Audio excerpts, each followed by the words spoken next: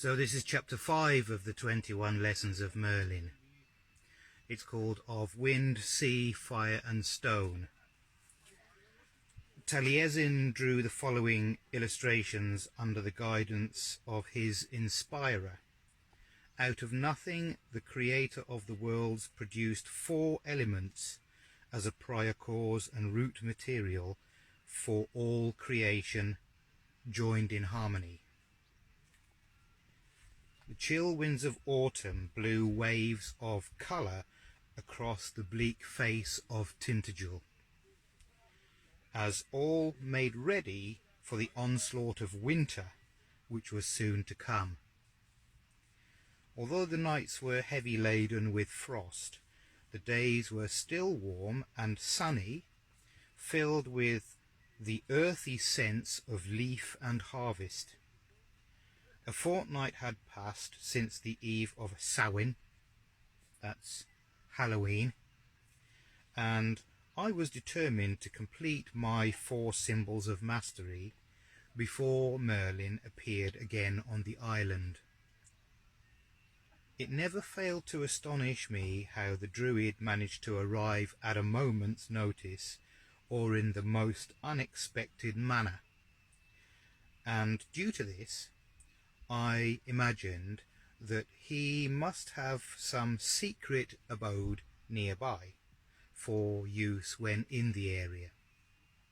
In fact, I often made a game of searching for this legendary campsite of Merlyn's, more for my own amusement than for any real hope of finding it. To date, my explorations continued to be unrewarded, although they certainly afforded me many happy hours during those last warm days of autumn. The first of my druidic implements completed had been the wand, a project requiring long hours of carving to finish. The end result was certainly no work of art, but Merlyn had assured me that it was the symbolism and the effort which ultimately mattered, and not the degree of craftsmanship. By lucky chance, I happened upon a small round piece of holy stone by the front gates, ideal for the construction of my disc. With a little persuasion, Iltud had agreed to do the inscriptions on it. He was far better than I at such feats of scholarship. Someday I thought he will make a perfect monk, and I smiled that he knew nothing of the real purpose behind my work, thinking as he did that I merely wished to play a joke on one of the brethren, one of the other priests.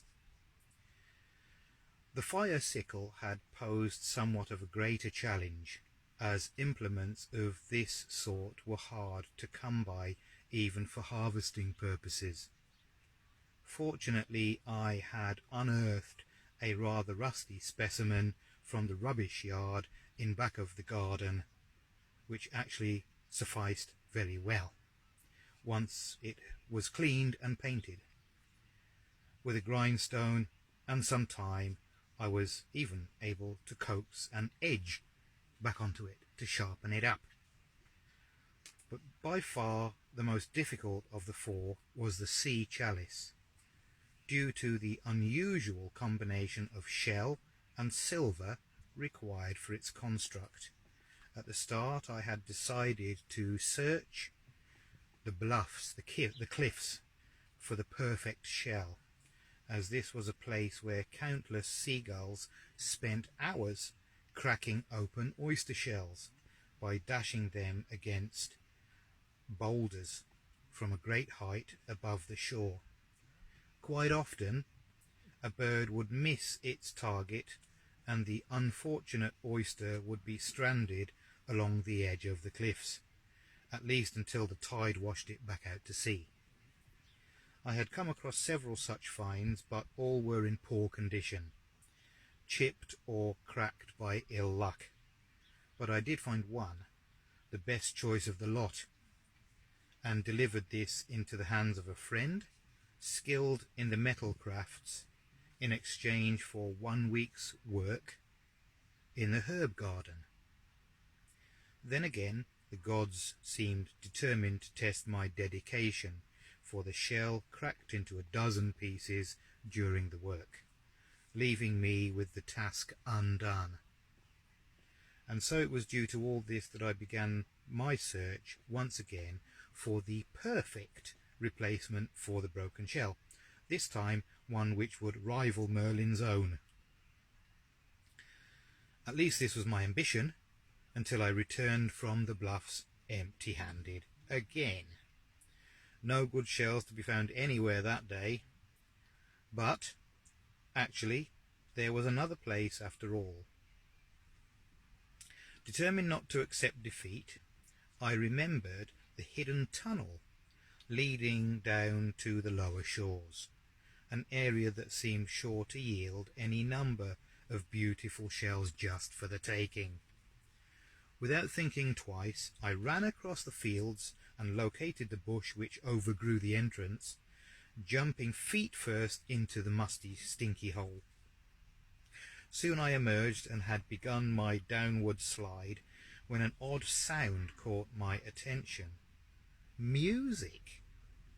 A sort of singing, somewhere between talking and humming. It was a man's voice, which reminded me of the plain song chants which were part of any priestly common mass. Drawn pure and simple by the lure of adventure, I turned around without thought and headed in the direction of the sound. I soon found myself on a narrow, sandy footpath, unnoticed from my last trip there, no doubt on account of the tall weeds hiding it, which wound toward the opposite side of the island and away from the giant's cave.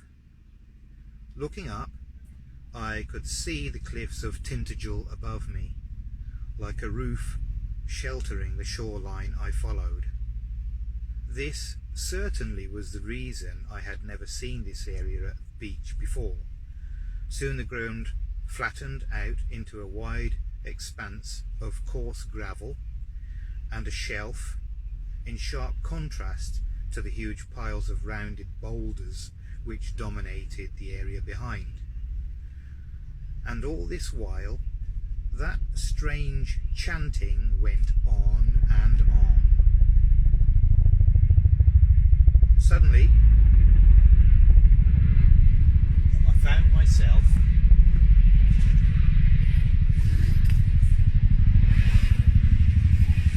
two Chinooks. Two of them. You missed them now. You've missed them now. They've just gone up the valley. Two Chinooks. I wonder where they've come from then.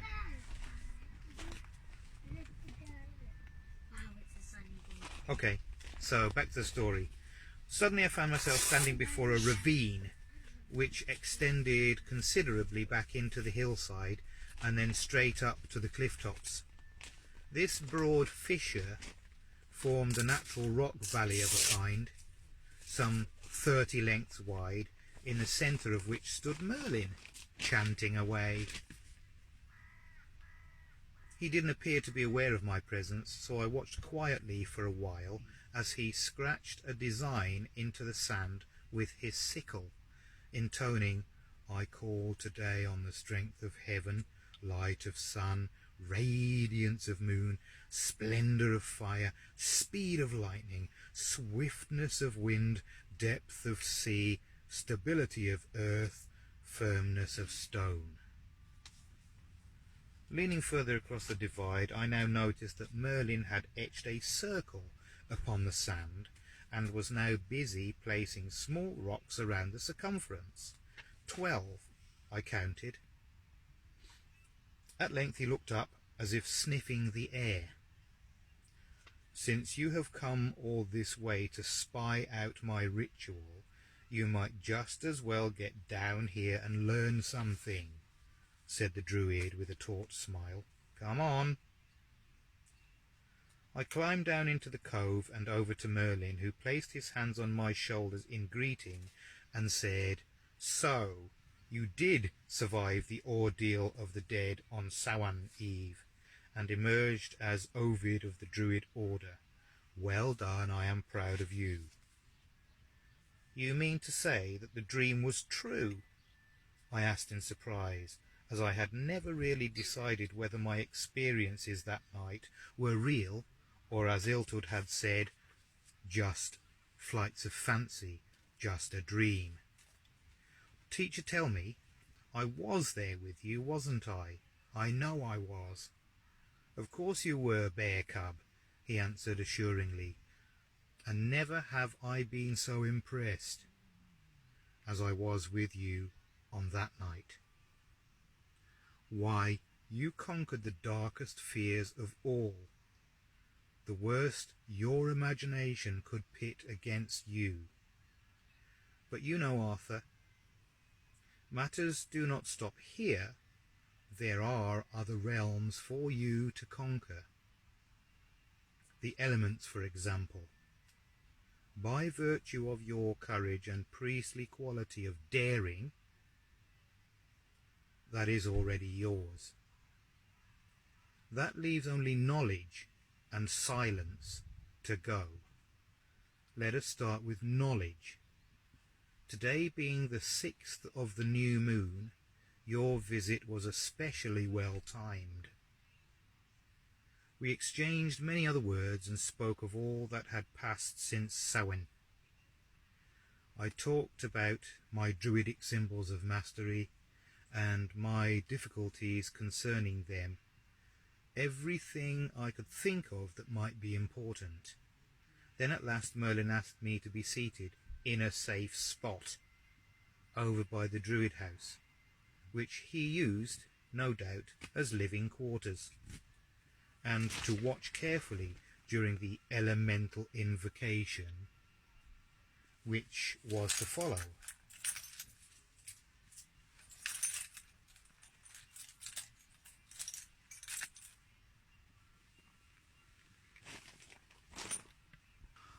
So okay, we're back to this circle, whatever this circle is about.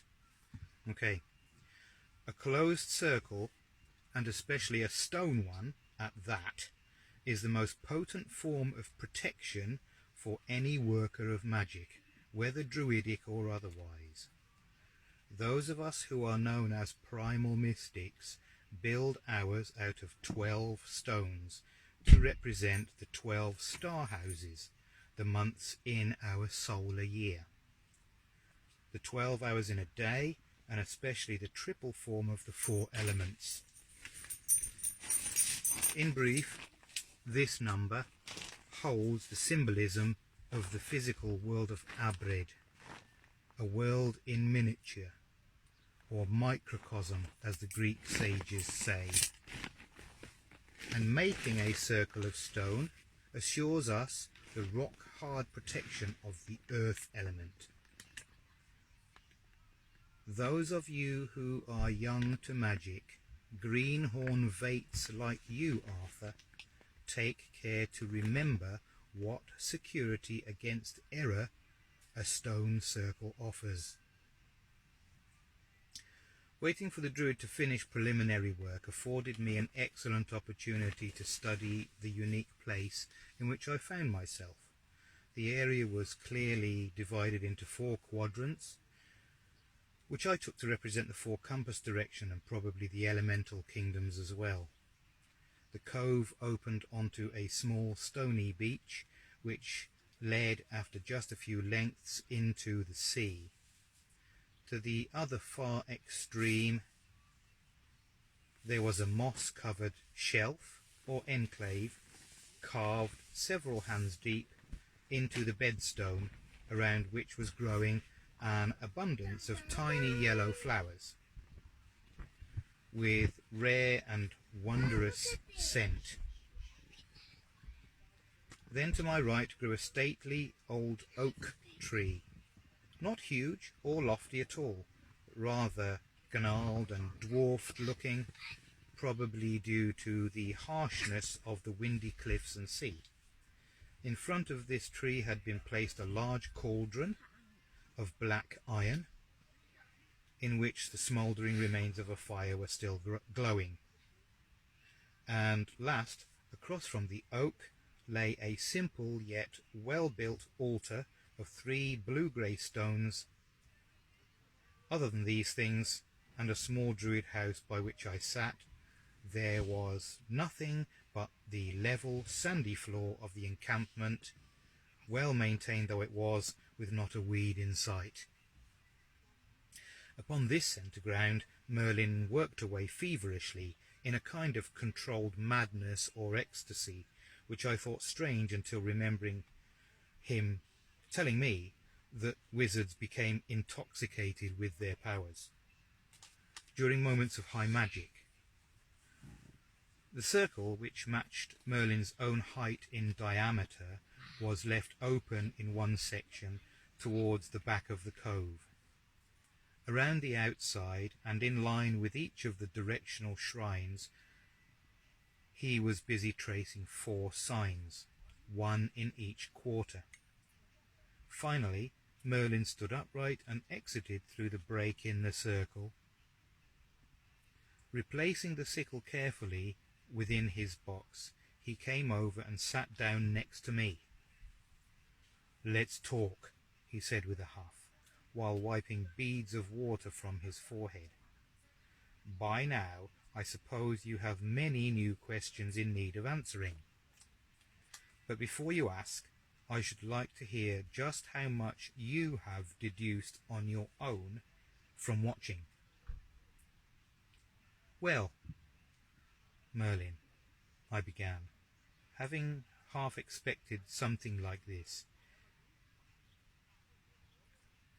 "you have been dividing your circle, your symbolic world, to match the 4 directions." "Good," Merlin shot back. "Good. It shows me that you have indeed been paying attention." And suddenly the Druid's face became very serious, as he lowered his voice to a hushed tone. "In this world, Arthur, we are always surrounded by many other worlds of force, which cannot be seen with mere mortal eyes, although they can sometimes be felt. Consider the wind.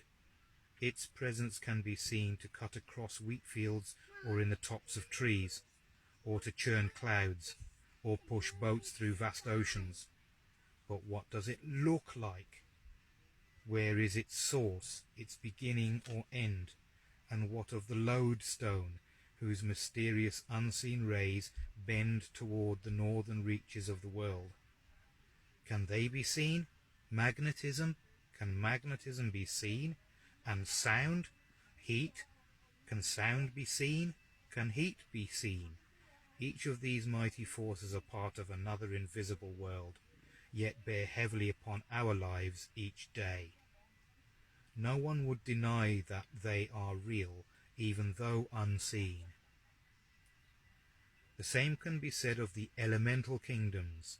These powers lie entirely beyond and behind those of the physical world, and yet are invisible to all but the trained inner eye. Such forces as these form the 4 cornerstones of Druid magic. Before today you have been shown the 4 symbols of mastery through which we control the elements, yet nothing of the kingdoms themselves. Today, my boy, you shall have your first glimpse of these kingdoms." Merlin gestured towards the circle. We walked over to it as he continued. "As I have said, this circle is an ancient symbol of protection, whose power is rebirth. Around it resolve the 4 symbols of the Toit, or portals, to which are used to open the gates of the elemental otherworlds, as you shall see. And as you have already guessed so well, everything here, the circle, the oak, the altar, the flowers, even the sea, are aligned to the 4 corners of the earth, an altar of cold stone to the north, a fiery oak to the south, fragrant yellow flowers, golden pipes to the east, and then the dark western waters, and above all lies the vastness of Nuivra, of space, through which the three illuminating rays of Awen, are cast forth by the sun. And below that, the depths of Anun, that indigo hidden realm of creation, into which no woman may look. These, Arthur, are the forces of the elemental kingdoms of the Druid realms. Then Merlin was quiet for a while, departing the circle to sit beneath the old oak. After a moment he got up, wandered to the eastern shrine where the little yellow flowers grew. "Remarkable, are they not?" he asked, while bending over to smell them. "These tiny wonders come down to us from before the time of legends, and some say before the time of Atlantis." And he motioned for me to smell them as well. The blossoms had a curiously invigorating effect, which left me feeling cheerful and full of energy, shimmering.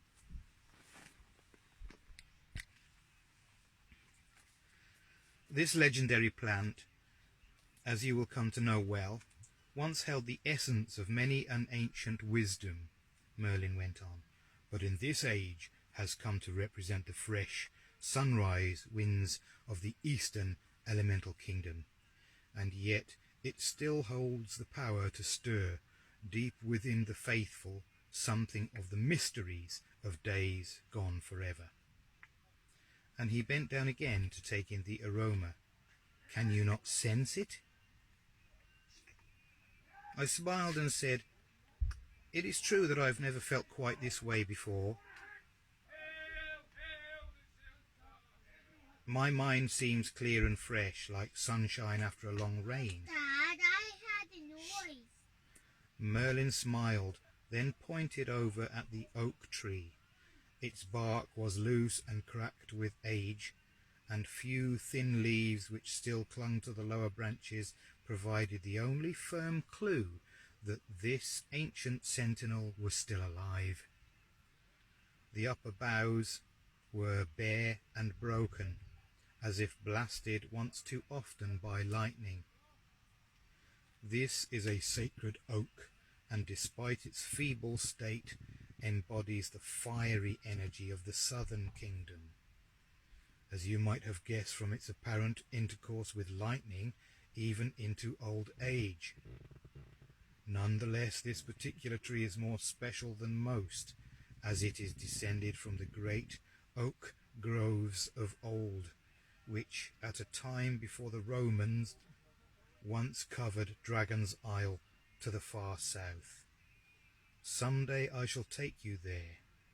My teacher, the wise Druid Cathbad from the Red Isle, planted it with his own hands, and it fell upon me as his apprentice to bury Cathbad's ashes under this same tree when the day came. That was one fire which this tree could never forget, nor I. "So even you had a teacher at one time?" I asked, amazed by the mention of this new and mystical name.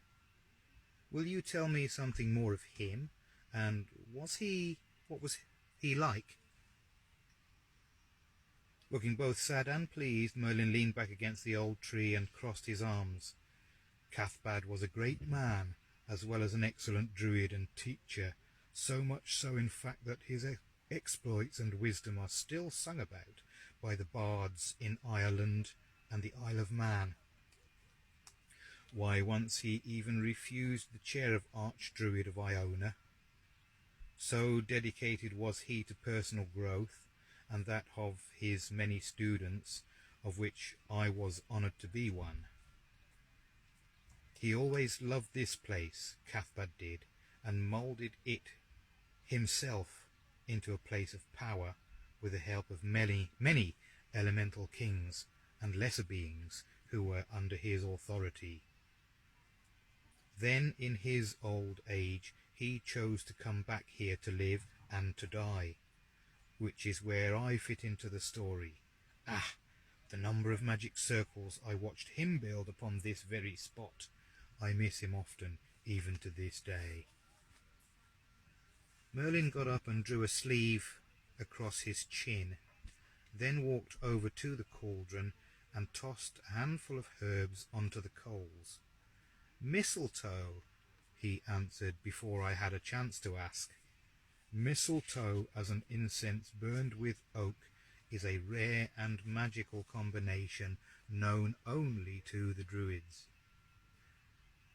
Cathbad taught me the secrets of this years ago, and he started towards the beach and began to unlace his sandals. But enough of this, dwelling in the past. Let us forge ahead into the present. Let's swim. We left our robes on the sand and dived into the cold water.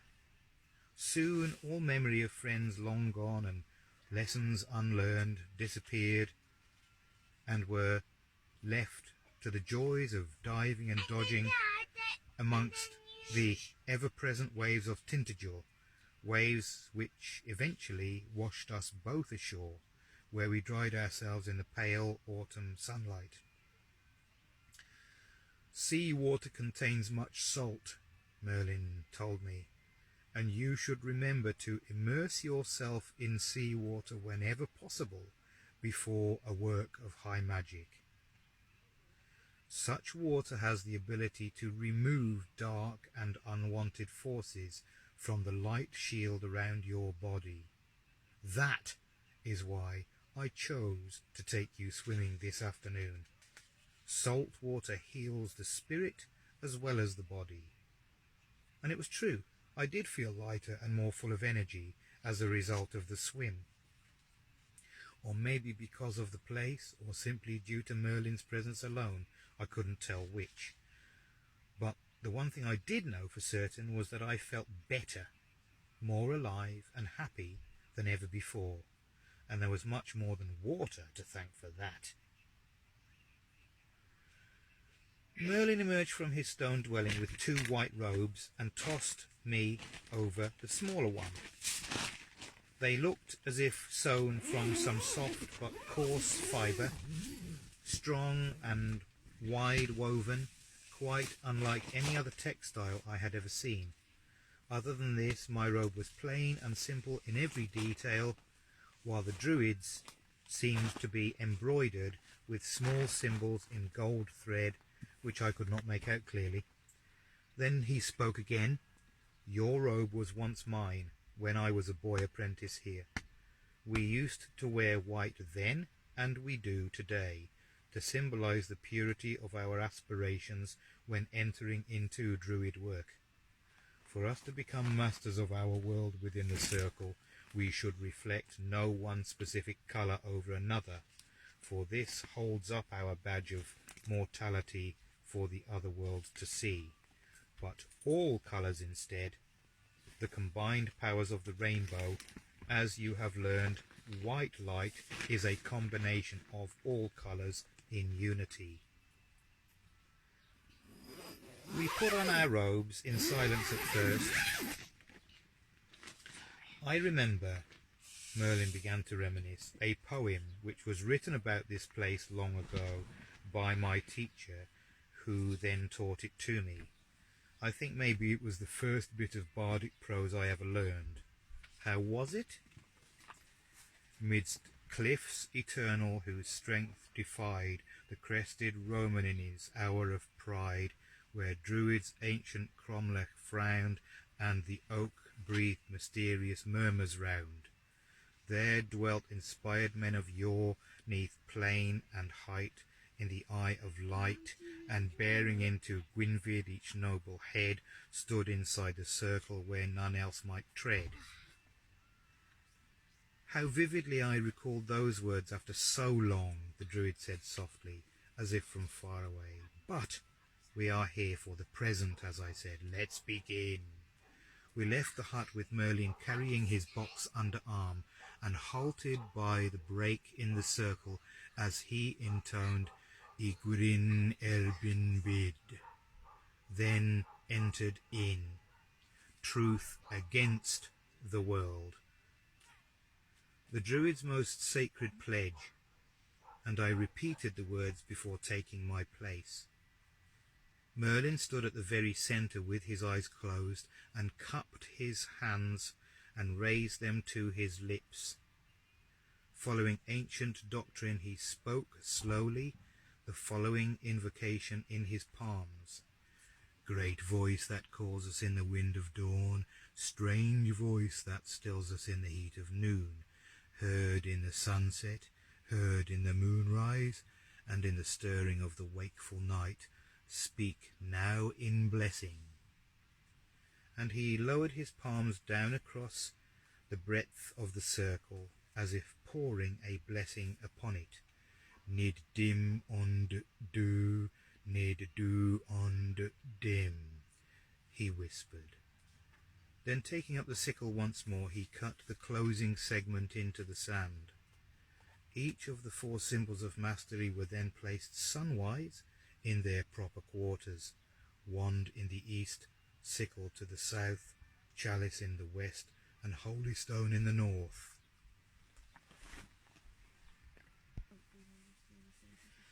All of the happenings which took place from this moment onward were so utterly fantastic that my account of them must be taken as approximate at best, vague reflections of something both shifting and concrete at the same time, far beyond my words to describe properly. First, Merlyn stood perfectly erect with eyes shut tight in the very heart of the circle. Taking a deep breath and holding it, he raised both hands high above his head as if reaching for something. Then, in a voice hollow and unknown to me, he lowered his hands back ever so slowly to his sides, while exhaling the great threefold utterance, E-ah-ha, which I knew from Christian lore to be the unspeakable name of God. Instantly the entire feel within the circle changed. The air seemed to burn cold around us. Darkness and light merged into one, and shimmering bubbles of energy seemed to float up through our bodies from the ground. Rod of wind in hand, Merlyn pointed toward the eastern quarter and traced the wind sign of portal, saying, Hear Lulau Gifes, the voice of the bard. The boy who is born with the wind in the west, he shall have clothing, food he shall obtain. The boy who is born with the wind in the north, he shall win victory but shall endure defeat. The boy who is born with the wind in the south, he shall get honey and rest in great houses. Laden with gold is the wind from the east, the best wind of all the 4 that blow. The boy who is born when that wind blows, want he shall never taste in his life. Erche, Erche, Erche, I invoke you, powers of air, kingdom of wind, behold, Gorias, Ezras, Paraldas. And he spoke 3 times the sacred charm of making. I swallowed hard to keep from gasping as the landscape suddenly melted away before me. In its place he seemed to be standing high on some mountain top, while the winds whipped and swirled all around us. Against the horizon a yellow sun was rising as flocks of birds soared and glided through the golden rays and cool breezes far above. A wonderful scent filled the air, which I knew at once to be that of the little yellow flowers, the golden pipes of Lu I had seen earlier, and looking down at our feet I saw why.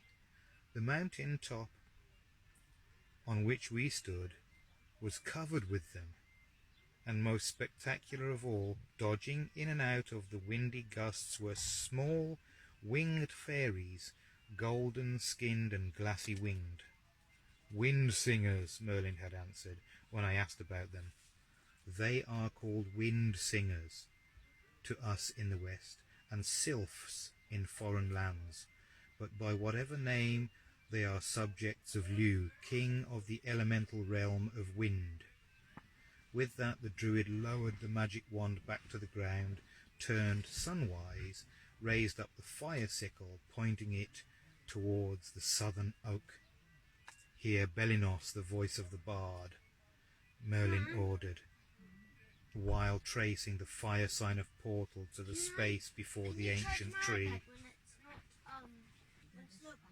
"Come, anger of fire, fire of oak, oak of knowledge, wisdom of wealth, wealth of song, sword of song, song of searing edge. Erge, erge, erge, I invoke you, powers of fire, kingdom of flame. Behold Phineas, Uskias, Ginnas." And again he thrice spoke the charm of making. The mountain tops dropped away like mist, and bubbling lava pits erupted up all around us. It was a fearful realm, with noxious orange fumes rising by long streams into the air, and flames and sulphurous ash billowing everywhere. In and out of the glowing lava swam serpentine creatures of gold and red, which twisted and wreathed sharply among the bubbles. High above us hung noontide sun of blood, scarlet flames spiralling from its searing centre. "Fire drakes!" "And around us the dragon's breath," Merlin whispered, as if one of the hissing flames. "Yet those of other lands have named these servants of Beli salamanders, and the Christian the angels of Satan. Let us be gone from here," and he dropped the sickle to the southern ground as if burnt by it. Merlin's mention of the fiery satanic angels caused countless childhood memories to flock back to mind, memories of hellfire sermons and frightful rivers of eternal damnation, preached to me by the priests of Bricken to safeguard my mortal soul. How I dreaded those! They terrified me, as no doubt they were meant to. And now I had visited a place which matched in every respect the Christian idea of hell, that realm to which all those who did not meet the standards of the Christ were consigned to for all eternity. Guilt, fear of God, terror of eternal damnation, and these good motives on which to base a religion? The Druids thought not, and I, at that moment having visited their hell, was glad of it. Fear, Merlin had taught me, is the beginning of all wisdom, and I now saw just how true this was. Having held this silent conversation in my own mind, I wondered how people could possibly be willing to give up the old Druidic teachings, which taught self-mastery over lifetimes, in favour of the new Christian dogma based on fear of failure and guilt. I wondered why this blatant difference was being overlooked until a scripture I had learned in church resurfaced with a new meaning. Many are called, but few are chosen. And so they even realized their own folly, I figured to myself, before snapping suddenly back to reality. Unnoticed by me, Merlin had already lifted the shell chalice high into the air, as if to extinguish my flaming fears deep within the sea. Tracing the third sea sign of portal over the rolling waves before us, Merlin called out, "Hear Lirap Mananan, the voice of the bard. Sea full of fish, fertile land, fish swarming up, fish there. Underwave bird, great fish, crab's hole, fish swarming up, sea full of fish. Erge, erge, erge, I invoke you, powers of water, kingdom of sea. Behold Murias, Semias, Nixas." And once more the charm of making ran out 3 times. At once we were under water, at a great depth from the look of light and wave, although the sun had somehow set beneath the surface above us. Just outside the circle floated great beds of green seaweed from the ocean floor, and fish and sea creatures of all types swam amidst it. Within moments there was a tumult, and the churning of the water about us, and a giant being appeared before the circle in thick clouds of sand which settled to the bottom. It was difficult to tell whether this awesome creature was flesh or fish. Half clad in shining silver scales, he held a long trident in hand. Around his head was a crown of coral, and shells set atop long dark hair, which drifted out in all directions from his bearded face, and with the tail of a fish where legs should have been. There were other beings too, graceful mermaids wearing long strings of pearls wound round scaled bodies, who swam in groups near the giant, yet kept a careful distance. Then a thing most unusual and unexpected happened. The Titan Sea King stared directly at me, pointing his fearsome weapon at my head, and then spoke, not with words, but directly to my mind, saying, "Riches I have from the sea below to fill a treasury or chest, but you have neither the pearl nor shell to finish the task to end your quest." And then he let out a roar of mocking laughter, which made me wonder all the more at his words. Was this verse directed at me? Why? But I quickly decided that such questions were better left for dry land, and I glanced over at Merlin to see if he had heard it all or not. I never got an answer, for the Druid already traced the stone sign in the north, raised up his earth disk, and begun the final invocation. "Hear Cornerstones, Lord of Animals," the voice of the bard. "Spirit of the land, I invoke you, the wooded vale, the shining, shining sea, the fishful, fishful lake, the river abundant, abundant in water, the fertile, fertile hill. Spirit of the land, I invoke you."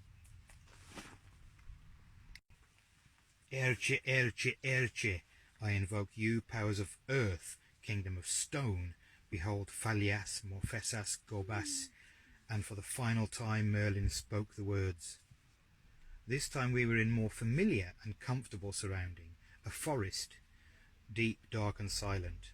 Surrounding us were massive trees of untold age, many surpassing 100 men in height, all gnarled and ancient. In between the roots of some of the eldest trees moved tiny men-like beings, clothed skillfully in suits of leaf and bark. In their hands they carried nuts and mushrooms and other deep wood foodstuffs, and did not appear to be aware of our presence.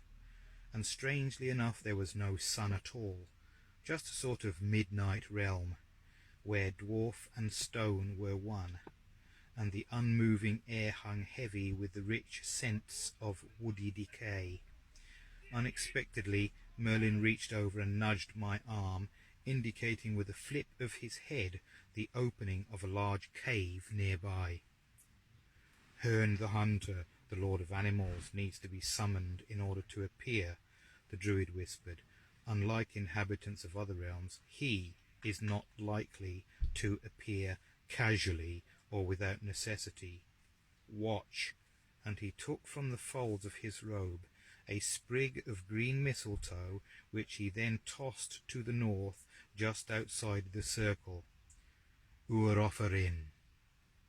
Then with a deep raspy voice, half growling, he said, "Stone glade in oak wood, ash branch into warrior head, smoke of hawthorn chokes the hags of air. Hear the flight of winter geese, the running of the wounded boar. Hear the clash of brave iron in the name of the Lord of Animals. Hear the breathing of the god rampant and fertile. Hear the footfall of the antlered god. Hear Cornerstones enter stone glade in oak wood." After Merlin's words were lost, echoing through the trees, the entire forest was silent. So silent that my own heartbeat sounded like a muffled drum inside my head. I noticed that the Druid was alert and expectant. His eyes were dashing side to side from rock to bush, listening, waiting for something. Then at last he came, a steady trample in the distance at first, growing louder, uncaring of the silence, until he stepped forth from behind a gnarled pine and stood still, eyes staring, breathing deeply. Even in that dim light he was a sight I could never forget. Clad in heavy furs and skins, he held in his hand a wooden bow, and upon his head rested a broad set of deer antlers, that is, if they were not his by birth. And there was something strange about his feet as well, for they appeared to be cloven, or else it was the style of boot he wore, or a trick of the light.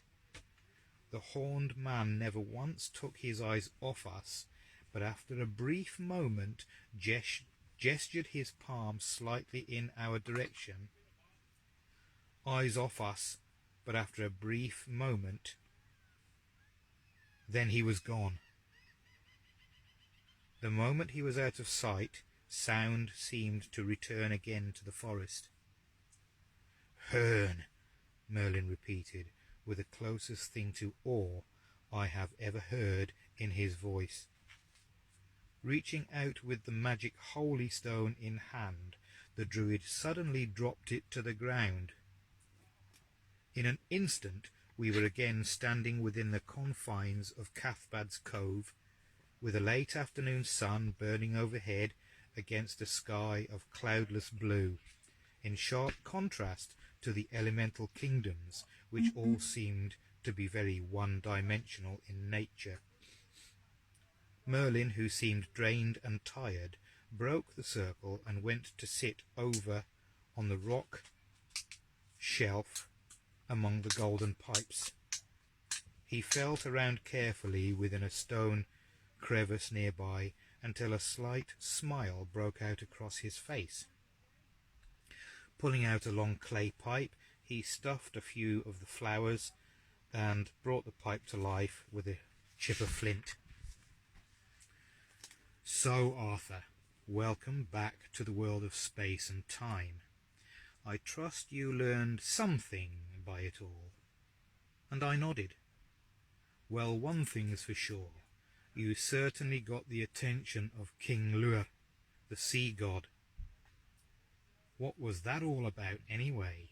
The business of the shell and all?" And I shrugged again. "Well, Bear Cub, I'm sure you'll work it out some day soon. But for now, give us a hand and rub out that circle on the sand, will you?"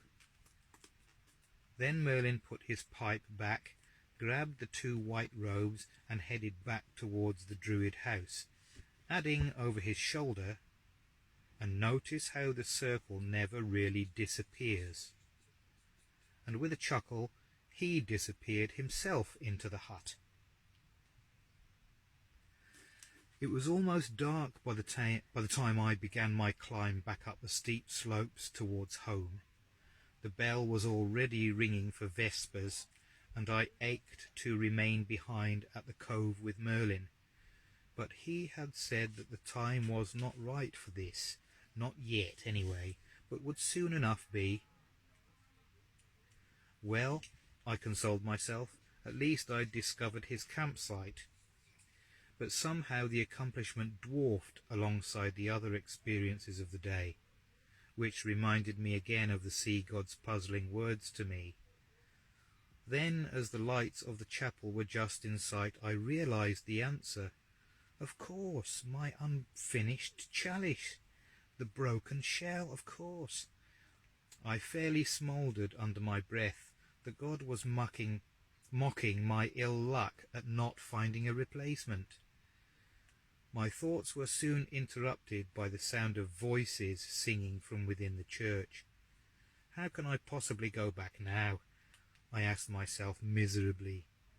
How can I endure their ways after having tasted truth, tasted the power of the gods and their invisible realms? Their world is so small. As if in reply, I suddenly seemed to hear Merlin's voice saying, "All gods are merely faces of the one.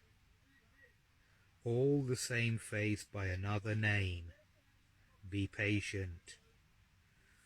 I stopped before the chapel and took a long breath. Perhaps, I resigned, when the time comes, even they will come to understand. Perhaps, the gods willing, they too will know what it is to have power over their own fears. and I shuddered as I reached for the door.